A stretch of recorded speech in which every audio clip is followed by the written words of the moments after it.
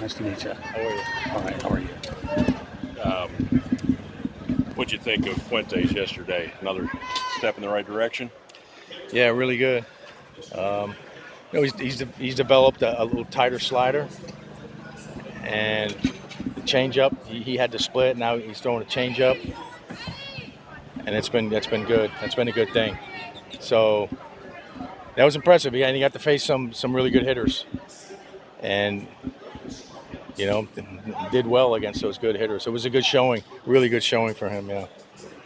You got a fastball like that's that lively, and then that slider. We've seen what Strider could do Yeah. just even with those two pitches. I mean, I'm not saying that this kid's ready to do that, but you can kind of see what his potential could be. Yeah, it's a big time fastball. But you're right. I mean, we saw it last year, and last year was good in the sense that he knew he had to change some things. Even though he gets the benefit of the doubt because he was so young when he got here last year. But there's no better feedback than the feedback you get from hitters when you're a pitcher. I always say that's better feedback than the TrackMan or the Rapsodo even.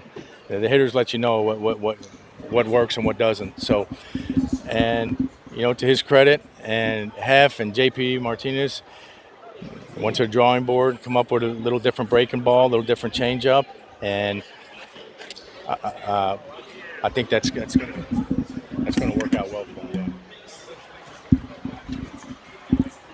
Yeah. So Walt, I heard the other day that you weren't worried about your players playing 162 games, that maybe 150 would be enough. If a guy approached you wanted to play them all, how would you feel about it?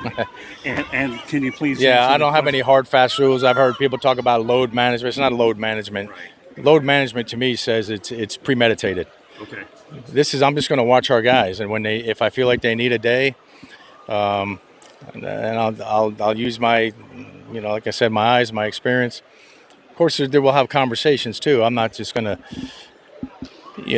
do this with to guys that are used to playing every day, and just all of a sudden they're not playing. But I'll have a reason behind it. Is my point. I'm not going to, and they'll be involved in it, and so I'm not going to ambush them. Spring training stats, are small sample sizes, but just the takes you see Michael having this year, does it just feel different? Yeah, and I know it's spring training and all that, like you said, but with Michael, like I've said before, he swing decisions away from being a star, and so that does mean something when we see you see him lay off a really good breaking ball, or something just off the plate.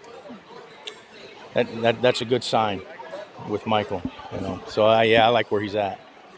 Well, you got about 2 weeks before opening day. The roster is really starting to take shape. Just when you look at your team, first year being here, just what do you see? I like our team. I know we got dealt some hard things right from the beginning, but I like the guys we have in the room, and I like our bullpen a lot. I think our offense is going to be good.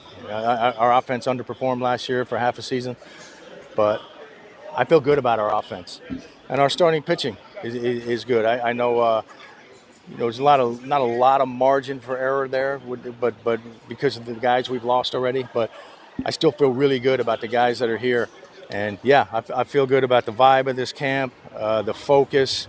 I think we're going to break here with a good feeling. Follow up to that, with you starting here and just how well your offense has done this spring training, how encouraging is that as you build up for the season? Yeah, and look, I've been around long enough to not put too much stock into spring training, but it goes beyond that, just the stat line, the quality of the at-bats, the quality of the work every day, the intent. It's been really good. So we got some guys. It's well documented that they got to have some bounce backs. I feel good about our guys that they're going to bounce back. The guys that need to, So, and because they've done it before, it's not wishful thinking. Like they have never done it. These guys have all done it before, so I feel good about that. Yeah. Well, I just talked to Tony Diaz. What kind of a dimension does he bring to this team? He seems like a really well-organized and energized guy, and I really liked everything he stands for. Yeah, Tony's great. I mean, I go way back with Tony. He's a Swiss Army knife on a coaching staff. He could do anything. Like yesterday, our third base coach had to leave in the middle of the game. Tony goes out and coaches third. I mean, that's not easy to do, but he's done that at the major league level. He's been a third base coach. He's been a bench coach. He's coordinated camps, and he's coordinating our camp.